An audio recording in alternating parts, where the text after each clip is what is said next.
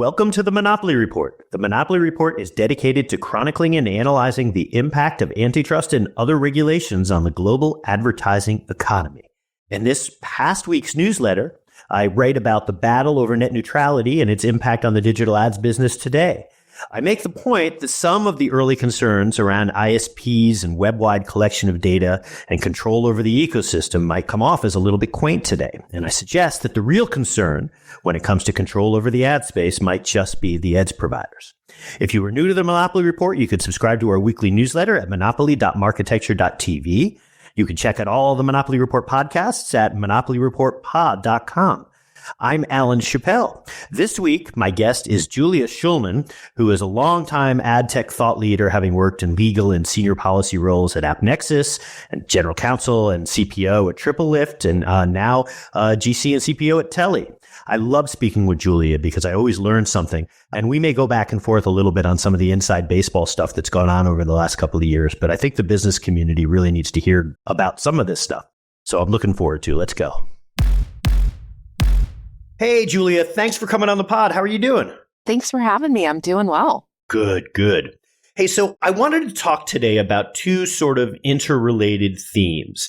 So the first one is Google's policy shift when it comes to device fingerprinting. And I covered some of this in the newsletter a few weeks ago and went through some of the historical background, starting with the arms race between the browsers and adtech, and then the Google settlement with the FTC over their alleged hack of the Safari privacy settings. So my question for you: what is a device fingerprint? Is it simply browser tracking without an HTTP cookie? Or is there like a threshold of data that you have to cross to be viewed as fingerprinting? Like, walk me through that.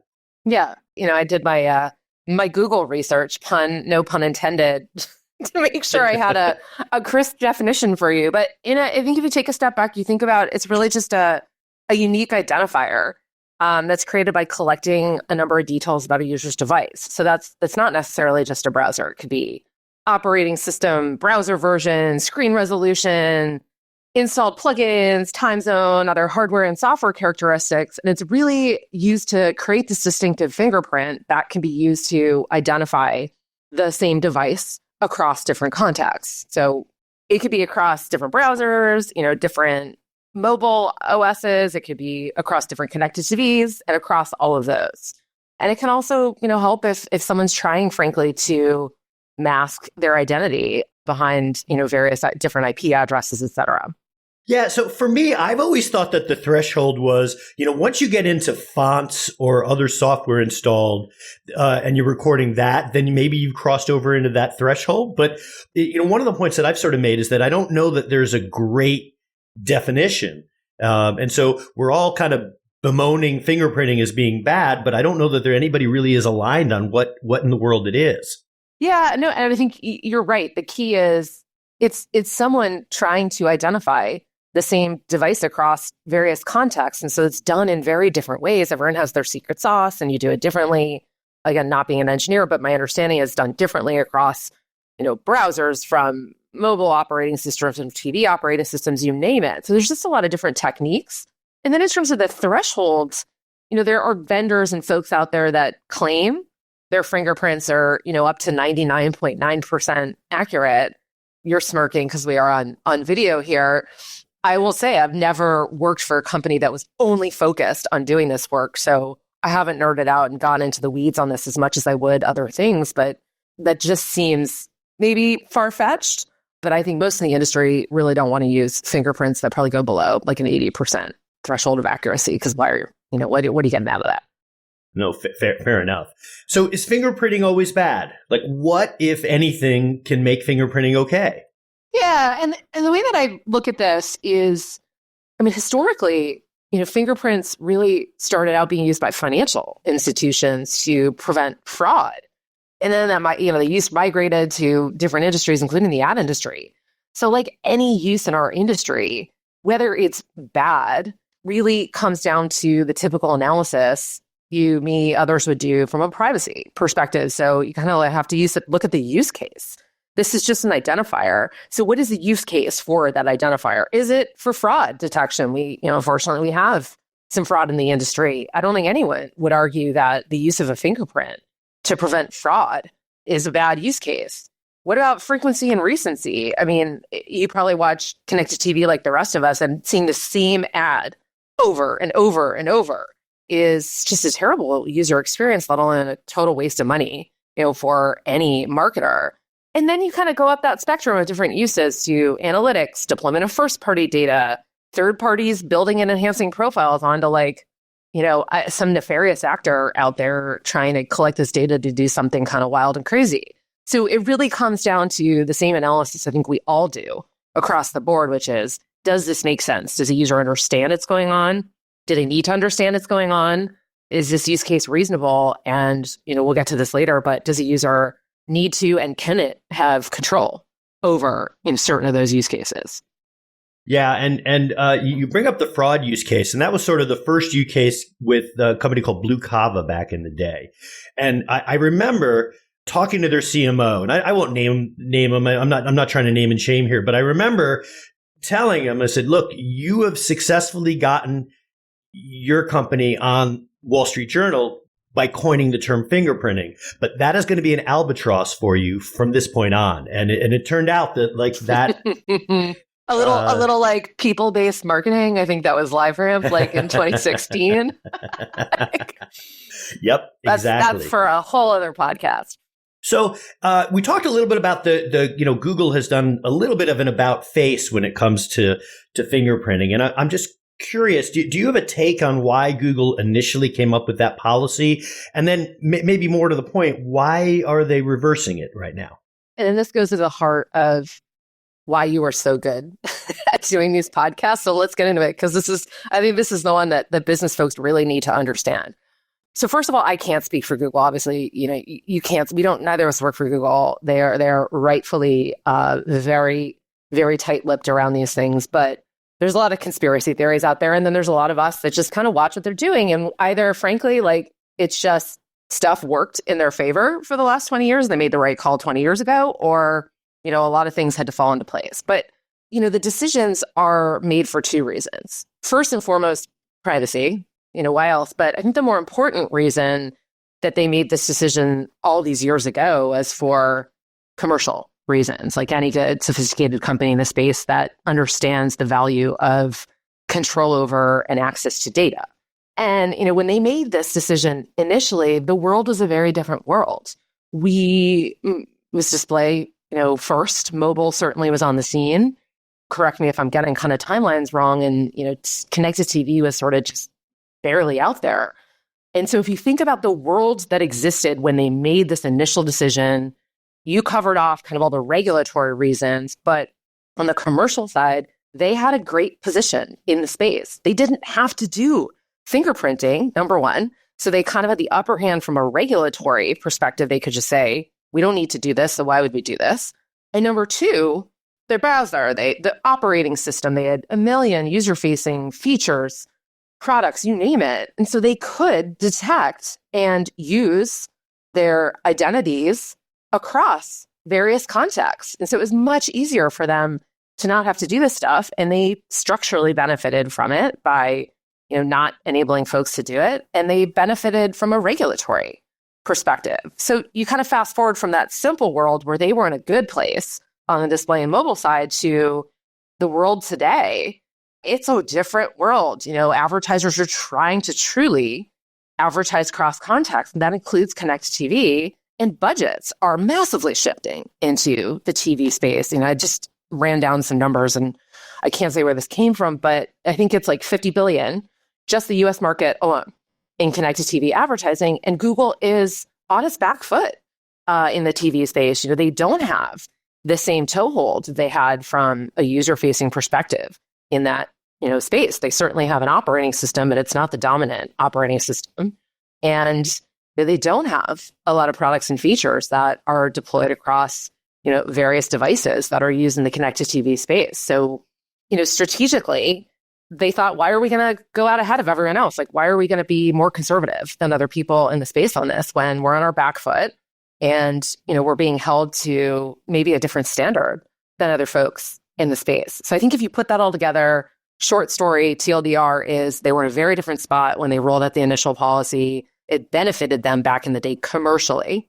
also made them look great from a privacy perspective. And then right now they are on their back foot in the TV space. And, why should they be held to a different standard? And then I think we'll get into it with a discussion around maybe ICO, CMA, but I actually think it benefits them to roll back this policy and kind of get the regulators to really look at what's going on. And either the regulators have to say, okay, the industry is doing what they need to do and this is okay now, or force the industry to kind of make changes and change the way they're operating. That's the key. Like it's a very long play, but it's a very smart play in my mind. Again, don't know if this is their thought process, but. No, I think that's right. And I also think, and this is sort of related to what you're saying, that part of what's going on here is that they got bit a little bit by the opaque definition of what fingerprinting is. Because one could very easily have said, no, CTV is very different. I know, but you use IP address as the identifier. And this gets to my point of like fonts and other things. Like that's not, to my knowledge, widely used in the CTV space. It just so happens that, the only identifier in a lot of environments is the IP address. So you now have to use that. But having a vague definition of what fingerprinting is now means that maybe that's implicated. And then that's kind of weird for Google because you can't now say nobody else can do it and yet we're doing it. No, it's a great point. I do see those two sides. So number one is, to your point, like some of these tools that they have rolled out could fit in that definition. I also think, it's like a longer term play of, hey, regulators, we have these other solutions that we've been deploying to the market, privacy enhancing technologies, privacy preserving technologies. We've been trying to nudge the industry in a different direction. This is one of the ways to solve for this challenge. And also, oh, by the way, like you're holding us to a different standard than other folks. And so you touched on this a minute ago, but it turns out that the Information Commissioner's Office, which is the UK's data protection regulator, came out pretty quickly being rather critical of Google's policy shift, which I thought was kind of was interesting. I would hope that the ICO would have a little bit more nuance in their opinion here, because I do think that if you don't open yourself to the possibility that technology can be used in a consented environment, then I'm not sure you're doing yourself a favor in terms of crafting those kinds of policies. But I was curious, there's been a lot of activity between Google, the ICO, and the CMA. Some of it's with respect to third-party cookie deprecation and the privacy sandbox. But I'm more of a conspiracy theorist than you are, I think. But was this just part of Google trying to maybe drive a wedge between the two orgs? Sorry, that's a great conspiracy theory. If it's true, you and I, we should talk offline about writing a book over time on some of this stuff years down the road. But maybe. But honestly, again, I think where they are in the TV space, it is a pivotal moment, and they needed to make a move. And they're saying, hey, we think we have a solution that either might help the industry from transparency and a consent perspective. This is a solution we could all use. And or maybe it's a solution that enables the industry to operate without, needing to enable consent. And I see you nodding because there's been some conversations about, whether user choice is necessary when, some of these pets are being used. So I think this plays into their longer term game. I don't think that they were necessarily trying to drive a wedge between the two regulators, but I think from a timing perspective, they needed to get out there. And I don't think they're surprised that the ICO came out. And I think it plays into them that this is sort of driving a wedge between these two regulators. And they're kind of saying, hey, guys, you've put us in this very challenging position where, everyone's coming at us from an antitrust perspective. But, from a privacy perspective, we've been trying to move the industry in the right direction. And we've been spending and investing, I'm assuming, hundreds of millions of dollars on some of this technology. And you're telling us we can't deploy it for competition reasons. So what do you want us to do here? Yeah. Well, that's really the crux of the challenge here is sort of like you can't, on the one hand, tell Google that you have way too much control over the marketplace. And then with the other hand, say, well, wait a minute, you're not exercising enough control over the marketplace. Totally. That's kind of what's happening come on. Yes, it absolutely is. And so Google's in a really challenging spot. I know we all have friends that work over there, and they're really trying hard to come up with some solutions that work for the market, help their company at the same time. And then they're just stuck between a rock and a hard place. And I think this is a really good and interesting move by them because it is the CTV space. Like, this is really where fingerprinting is broadly used. Fingerprinting, we can have the debate over what fingerprinting is. And they're not. I don't think anyone would try to claim that they're in a dominant position in the TV space. So it's not a bad spot for them to have this debate. Yeah. So jumping over into the TV space, I mean, you took the general counsel and chief privacy officer role at Telly recently. And it struck me, and this is completely from the outside looking in, but they seem kind of unique in the CTV space. You seem to have adopted the model used by the wireless carriers, where you're providing the TV for free and then you're subsidizing it on the back end with either like a research panel or advertising. I mean, am I thinking about it the right way? And like, what is Telly, I guess, is what I just open up with. Yeah. Let me, and you'll have to come over, see the device in my place at some point. But taking a step back, just high level, our device is different from a traditional TV, and it's just a couple things. First, it's dual screen, which no one has that out there today. So there you've got your kind of traditional theater screen that you think of, we all watch TV on, which is just one major screen. And then a nice sound bar, and below that is actually a second screen, which is a smart device. So that comes preloaded with games, with a virtual assistant, multiple widgets, you name it. And so this overall device, it's really not just a TV. It's a device, a smart device for your home that also happens to have a theater screen associated with it. And as you said, we provide that for free to our users in a transparent value exchange, and we support that through advertising.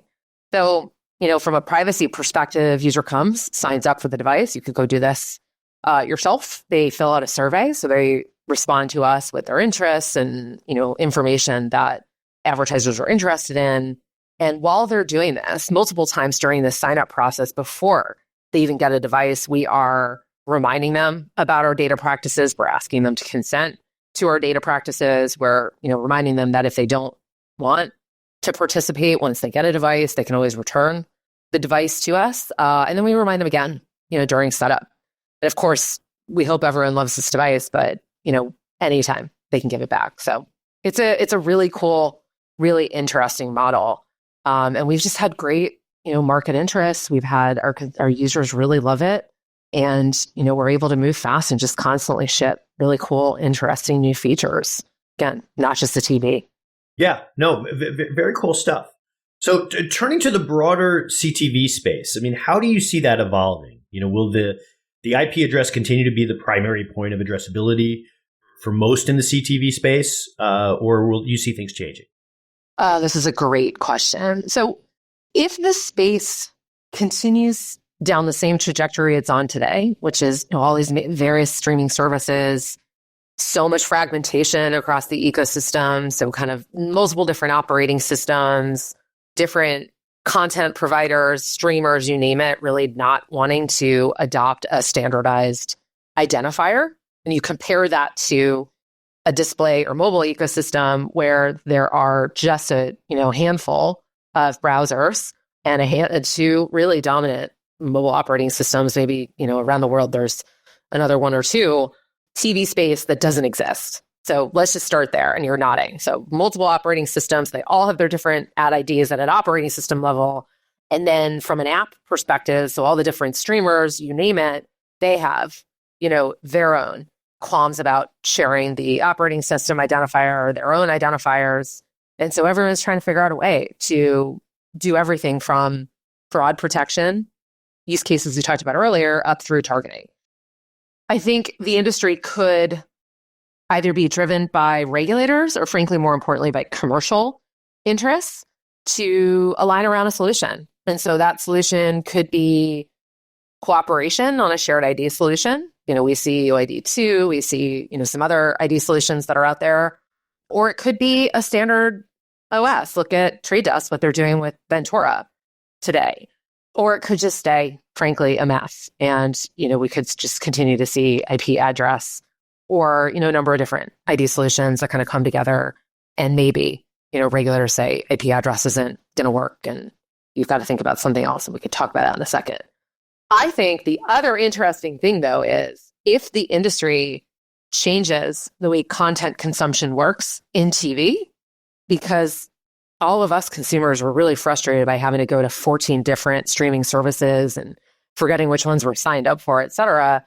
I do think that might help solve the issue, because you're going to end up having a whole bunch of these different streamers, a whole bunch of these different content providers cutting deals where things are more consolidated and consumers can go to, one or two different services. We're kind of back to the cable model in the first place. That might, drive a solution and make it a little bit less fragmented.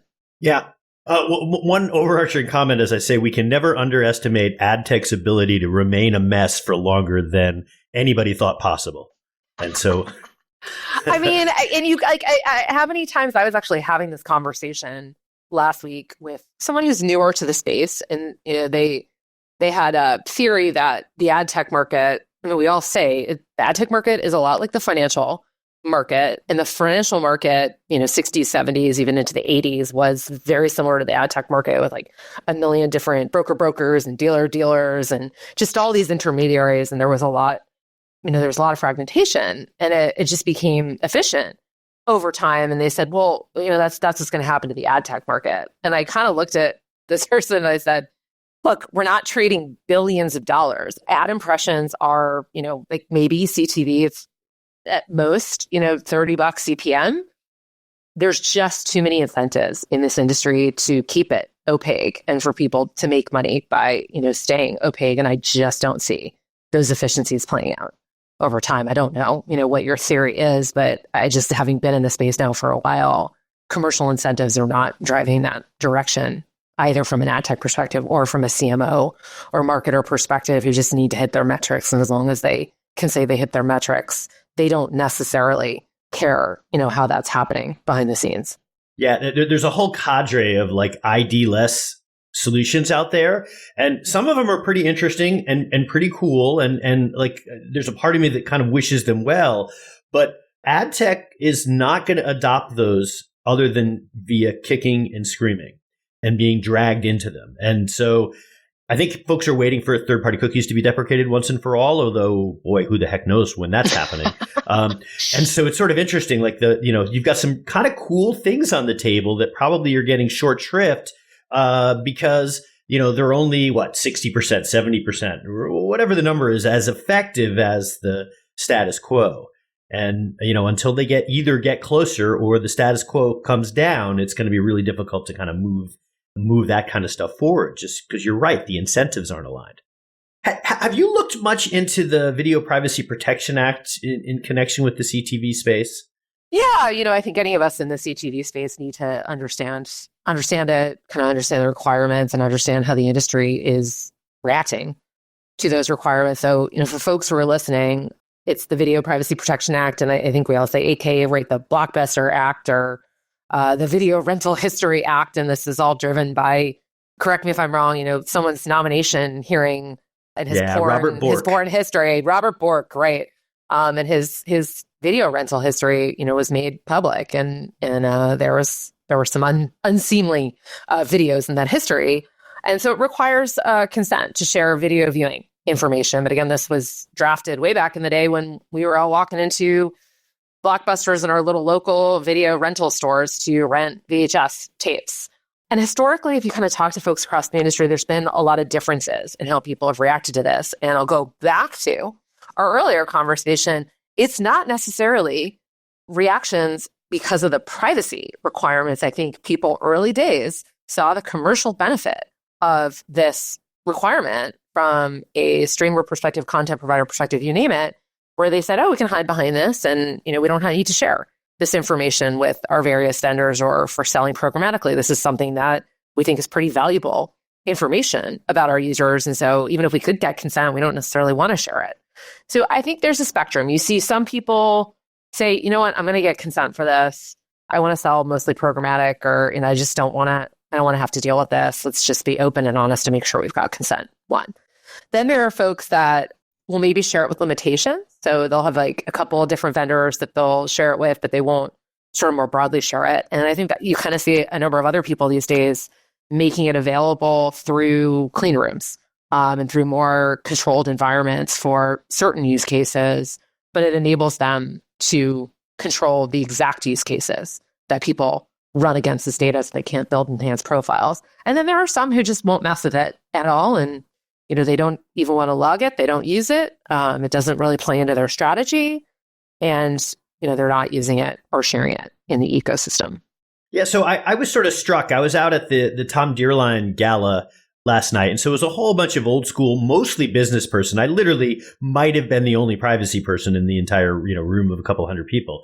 I had two different folks on the business side telling me that the VPPA is going to be world ending, and I was really struck by that. Not that I necessarily agree with it, but boy, were they were worked up. And I think there's a couple business of publishers people. who've gotten Yeah, I mean, but that is probably my gut is that's more website focus, right? They're probably getting hit with like the metapixel and that just for folks listening. So the VPPI, we contend with it rightfully for sharing like true viewing activity information. So what are people watching in their apps and fast services and you name it.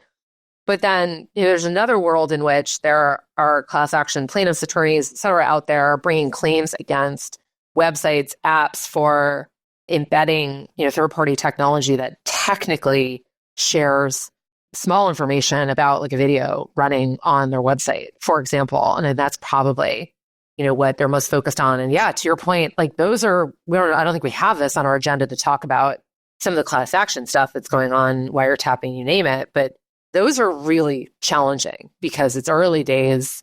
There are statutory damages associated with them, and it's a lot of money to defend yourself against this stuff. It's funny whenever I start thinking about class actions, you have to say like how creative a lot of the plaintiffs are there, because like they have convinced not just one judge. This is now widely accepted that a website playing a video is a videotape manufacturer. That's pretty wild. I mean, that took a lot of years to get there, but they're persistent and they're very, very creative. So we had Lisa Hutnick on the pod talking mostly about SEPA, but we ended up having a VPPA discussion, and I actually think I may end up covering it in the newsletter, because it seems like it's becoming an area of concern. I wanted to get your thoughts on how you see choice and consent evolving in the CTV space. Are RP addresses even stable enough to be that mechanism for recording privacy choices? Yeah, I mean, this is a challenging one. I think we've all been talking about this. I think you and I were on the NAA board at the same time when we put out the Beyond Cookies guidance. Was it 17? So we were back in the Groman era. Yeah. Oh gosh, was it? Yeah. God. Okay. So are they stable enough? Look, I think there are some providers out there today who have built out solutions and have thought through this, and it's not perfect, but they have some stuff that they can do. I think there are frankly others that have no idea how to tackle this challenge today, that don't know how to handle unstable IP address, don't really want to nuke entire, office buildings and blocks, and they don't know how to manage rotating IP addresses. So I do think there are solutions that can be built, but they are hard. They require industry cooperation. Arguably, they require like ISP cooperation and other cooperation that is very, very tough to get. So like anyone out there, I don't have a perfect solution, but I do think if people really banded together and thought through this one as an industry, we could probably build, something that meets kind of basic needs. But for now, we're all on our own, and it is a tough problem. Maybe we get together we bring in Andy Dale and a couple of others, and maybe we start to work on something like that. I think it would be worthwhile. Would David Weinberg kind of come off of his year-long sabbatical and get back at the table and roll up his sleeves? He'd dial in from Tibet or wherever in the world he is these days.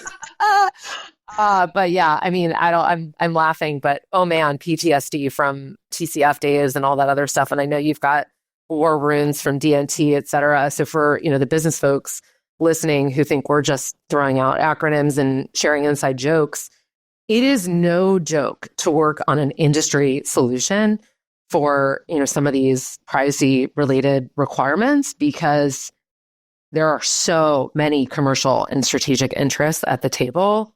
It is very, very, very hard to find consensus. And it's not just ad tech that has to come to the table and come up with these solutions. It's really, a solution that has to be deployed by publishers and advertisers, and some of their other vendors as well. Yep. No, great point. And I think that probably gets a little underappreciated, frankly, by the business community, just how contentious a lot of these types of discussions end up being. I mean, yes, I think I aged about a decade in the 2 to 3 years of working around the clock on TCF. So this has been a great discussion, and I really appreciate you coming on. But before I let you go, I would love to hear, what is your semi-secret hobby or passion? Oh, goodness. So believe it or not, I was a competitive archer. I started as a kid back at the Parrot Trap Lake summer camp that I went to in Tennessee. No way. Yep. Yes, I was. I really, it's probably in the same bucket as surfing or anything that any of us do to just sort of have a singular focus, get your mind off of things, not, certainly not have a device or something around you. Obviously, back in the day when I started this, I was a kid and devices didn't exist.